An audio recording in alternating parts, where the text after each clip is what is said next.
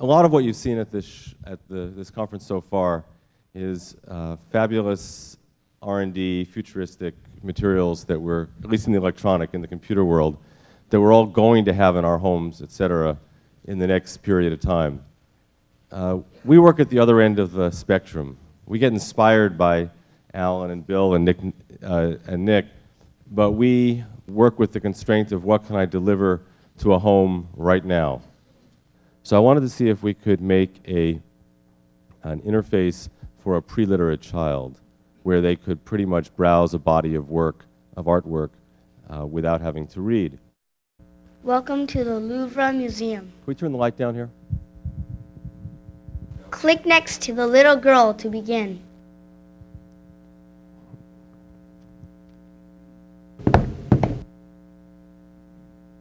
A museum is a place where people go to see paintings, drawings, and other beautiful things.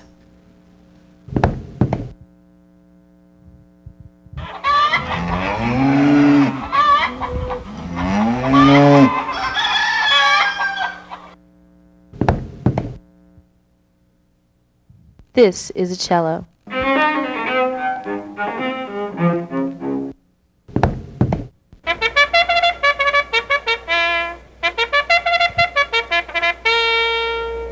Which horse will win the race?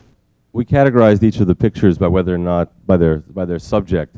So if a child wants to find more pictures of a horse, let's say, all they have to do is click on the object. Almost every child dreams of fighting a dragon. And then if a child wants to construct a list of their favorite works for themselves, for their parents, for their friends, they just snap a picture of it, and it goes into a scrapbook for later.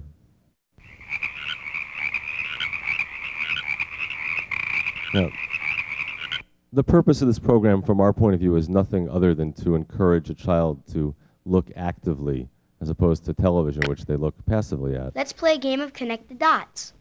So we put in some activities that we thought would help that. And we took the childhood game of Connect the Dots, which is really a game of learning how to count. We took the numbers off of it and made it a game of looking. We thought this would be successful. We were sort of blown away when we would see children do this time after time after time. And adults too sometimes. You did it! Can you put these pieces together to make a painting? Drag the pieces into the frame and put them together.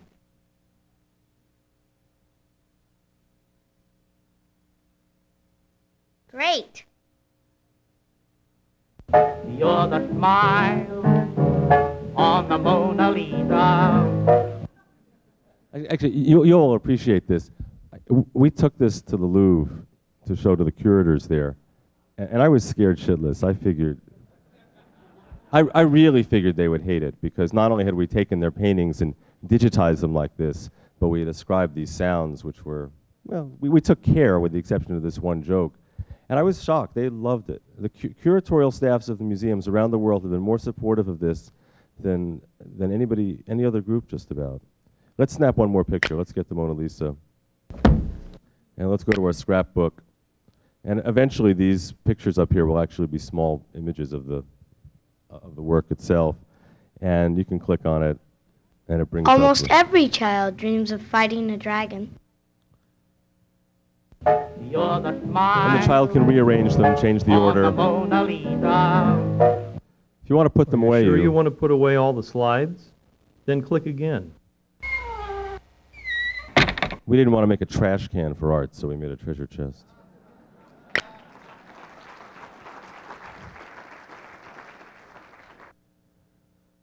Okay, this is the fast demo. The purpose of this program, I designed this for me. Okay, I like music a lot. I really wanted to understand more. So this is everything you ever wanted to know about Beethoven's Ninth Symphony and about some other aspects of music along the way. There are several different levels. At the simplest level, there's simply a map that basically gives you access to any part of the symphony. So that if I want to hear the awe theme in the fourth movement,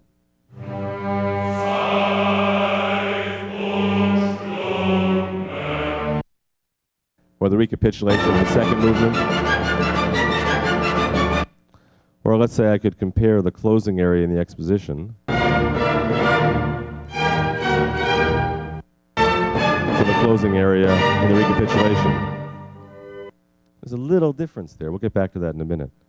Let's go to the next level, which in the interest of time I'm not going to show much of. Beethoven's World, in effect, is a 124-page book that you read like a book. And every once in a while, like here it talks about Friedrich Schiller and the Ode to Joy theme. If you don't happen to remember what that sounds like, you can call it up.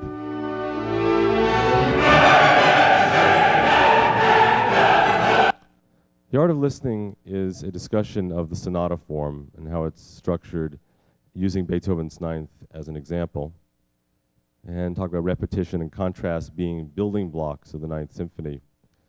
And let's say, for example, contrast. Okay, now what does contrast actually mean? Well, here's an example. And in case you're not quite getting it, there's a little visual note. Now, we can get a little more sophisticated. Let me find transition. A transition in music where the key starts to change is pretty subtle. If you have a good teacher, the teacher can say, okay, it's coming, it's coming, it's coming now, and give you all that help. So we decided, since we couldn't have the teacher there all the time, that we would use the Mac to do that, so that when the modulation begins, you see some kind of fireworks on the screen.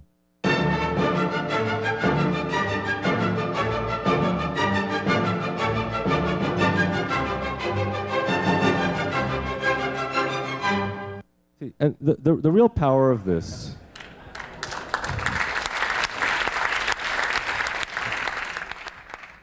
is this good enough that I could take a 30-second digression about this? Thank you. Thank you. I had the occasion, when I started all this, about 10 years ago, to have to think a lot about books and how they were different from what it is we're doing here. And I stopped thinking about books in their physical nature, that they're print on paper, or ink on paper, and started thinking about them the way they're used. And it became very clear suddenly that the incredible thing about a book, the reason why it's such a powerful medium, is it is the one medium that the user has complete control over the sequence and the pace at which they access the material. This is absolutely fundamental. What got me excited about these kinds of media, and it was 10 years ago in a library when I was reading about the Aspen project at the Architecture Machine Group lab, was that suddenly we could have exactly that same kind of control, but we could also have sound and pictures that moved. And what's great about this transition thing is that's like a paragraph in a book. You didn't get it the first time? Read it again.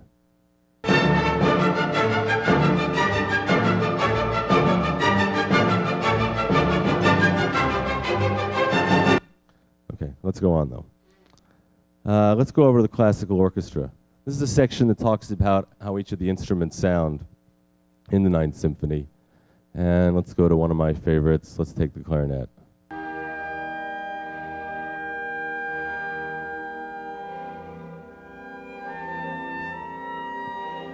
Or let's skip over, there's the brass, here's the timpani passage. What does the timpani sound like?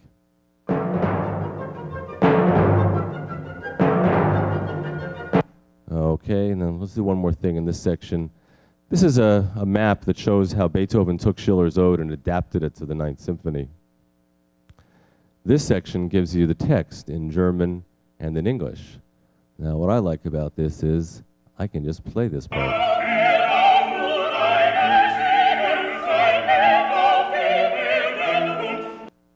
All right, let's go now here to what's really important in this program.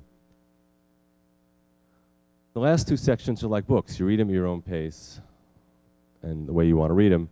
Here, for 68 minutes of the symphony's going to play. And in this box on the left-hand side, you're going to get a blow-by-blow description of exactly what it is you're listening to.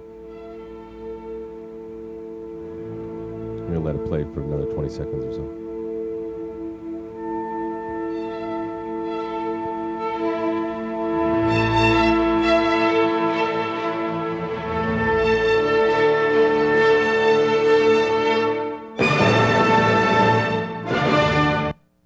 can stop it. The one cardinal rule we've had in everything we've ever made is that the user should not be out of control for a nanosecond. But what I want to show you here is what Mark Cantor asked for. Let's show the theme here. This is a very interesting part of the Ninth Symphony. Beethoven has developed these two incredible themes, the joy theme and the awe theme, basically summing up two different outlooks on life. And what he's doing here is he's synthesizing them.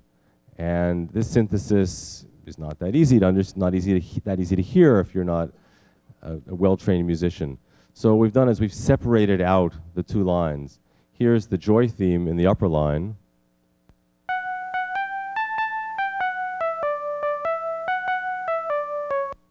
And here's the awe theme in the lower line.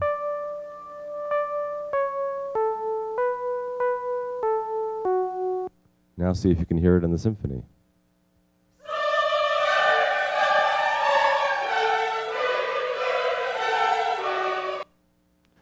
All right, last but not least, we wanted to find some way of consolidating the learning that went on here. So we developed a game, and we're going to go real quickly through this. We'll leave the game sounds on. And we're going to choose listen up for 6 points. Okay, which of the following passages is in the major mode?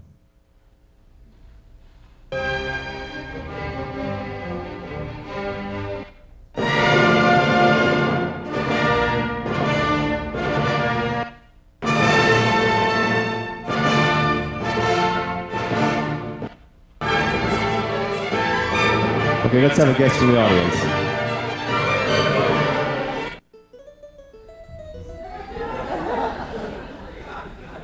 Auf Wiedersehen.